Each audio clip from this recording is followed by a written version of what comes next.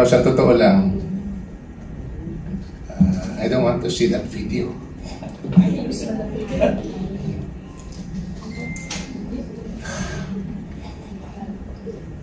Nakakagalit.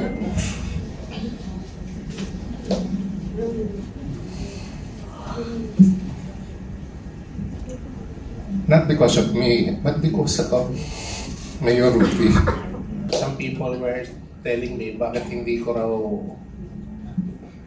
binalikan or anong ginawa ko kay General Torre. At isa pa po, meron po kaming ipapakitang video para lang ho mapaalala po sa inyo kung gaano ho katapang ang ating panauhin po ngayon. Tingnan ho natin dito sa screen.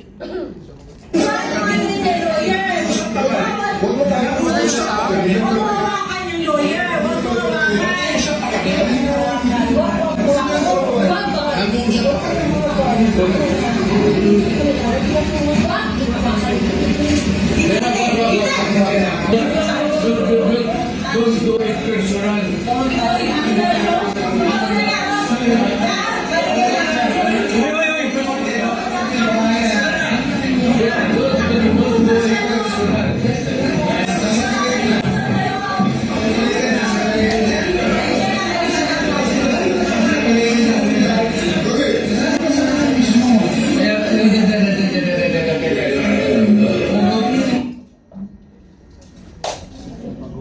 Mga kasama, Attorney Martin Delcra, ating nung palakpakan.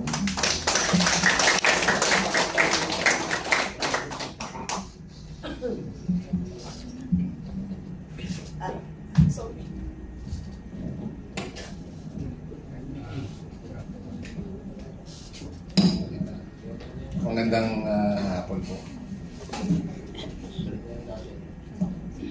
Gaya-gaya din ako ni General. Bago mag-umpisa, mag-iwan muna ng sandali. Pero sa totoo lang, I don't want to see that video.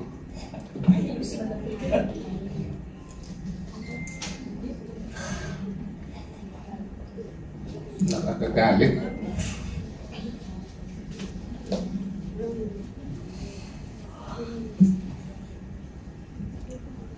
Not because of me, but because of Mayor Ruby. Because of him. But you know what? I watched that video again, and I was trying to recall that almost everyone was up to their feet. Tumataas yung boses.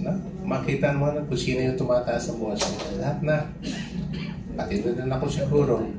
But I like to put that in context. No? I have to hold my ground because some people were telling me bakit hindi ko raw binalikan or anong ginawa ko kay General Torre. But you know what? Ano ko lang ito? Pinag-isipan ko lang yun na I need to hold my ground because I need to protect the President on my side with E.S. Medialdea on the other side. Kasi mas matanda si E.S. Medialdea, nung sinita siya, hindi talaga niya mapigilan, kaya napusasan si E.S. Medialdea. But I'd like to go back to my observation as I was looking at that video, that particular video. And you try to watch that video again in your own time and try to see that whole stretch of about siguro mga 3 to 5 minutes. Okay?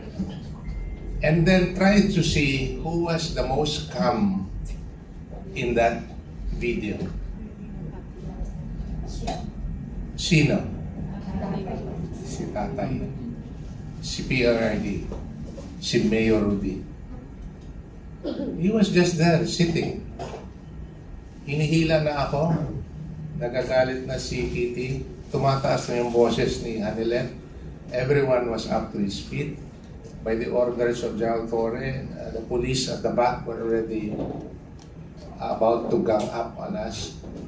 But the man was sitting like this and looking around, not saying a word. And yet, siya yung focus nung araw na yan. Hindi lang siya yung focus, siya yung objective ng BBM administration at ng mga kapulisan who carried out the orders. But he was the most calm person in the room. And he was just looking around. And the only time he said something was, Hanilet was already raising her voice. But he was not addressing Hanilet. He was addressing the policewoman who was holding the hand of Hanilet, or the arm of Hanilet. He was saying, huwag mo na lang hawakan, huwag mo na lang hawakan. So makita mo, tayong tao, matanda na, 80 years old, but still with a very sharp mind. At least at the time, 8 months ago.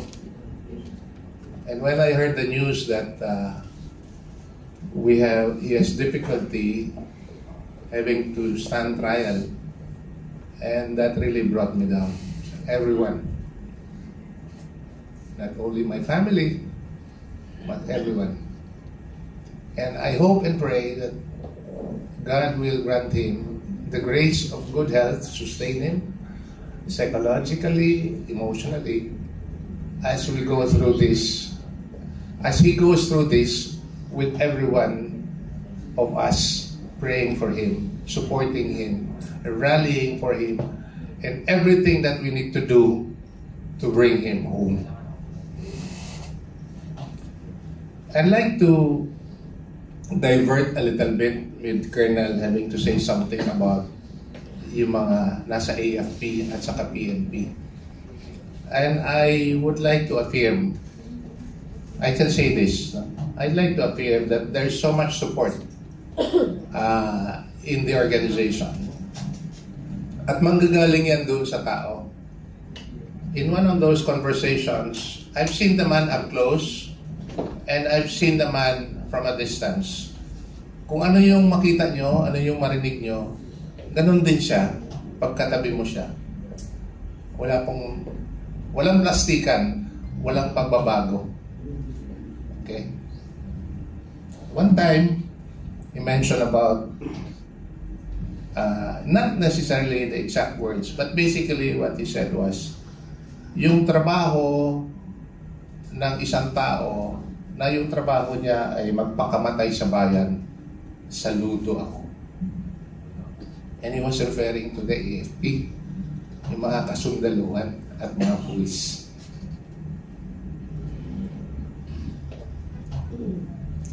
That's why when he became president, he took care of those who really stand and whose work, whose duty, if need be, to die for his country. And it is at this time that he has called upon those who admire to do your duty and stand up for your country. Yan ang sinasabi niya. Having said that, kahapon I flew in from Davao, and I was surprised there. Alam ko na marami akong nakakausap na mga retired military officers and enlisted men. From time to time, in fact, magte-text, mga ganun. Pero, I was surprised that yesterday, in the airport, a person came to me and asked me, ikaw ba yung abogado ni PRRD? Sabi ko, opo, isa po sa mga abogado.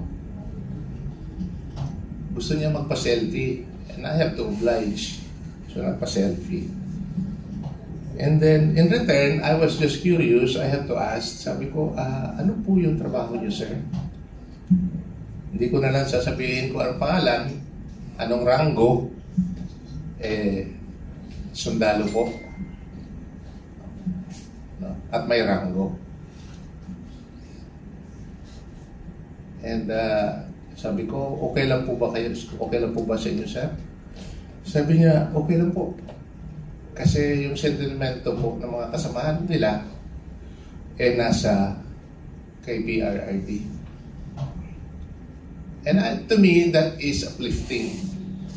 Kasi nga, there is one brave person, because normally you don't get those kind of reaction. And really, that reaction coming out publicly, expressing it publicly. But I appreciate it very much. Sabi ko, ituloy nyo lang yung servisyo nyo sa bayan. Yun lang masabi ko.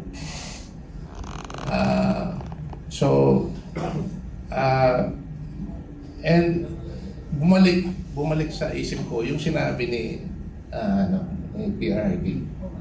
Kung yung trabaho ng isang tao magpakamatay, it will be para sa bayan.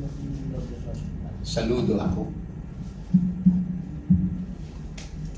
Kaya mataas ang respeto niya sa mga kasundaluhan at sa mga kapulisan. However, as in all things and in all statements, at sa lahat ng mga sinasabi niya, at the end of the day, he would always say, I take full legal responsibility sa mga ginawa ng panahon ng panunungkulan niya. Hindi niya inatrasan yan.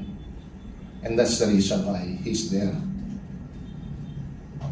And for those who love him, for those who have benefited from his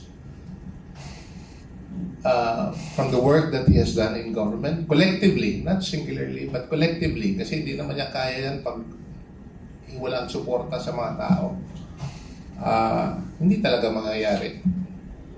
You know, yung mga mabuti, magaganda, magagaling na nangyari sa panahon ng administrasyon niya. Segue lang ako ng konti sa isang bagay para sa bayan.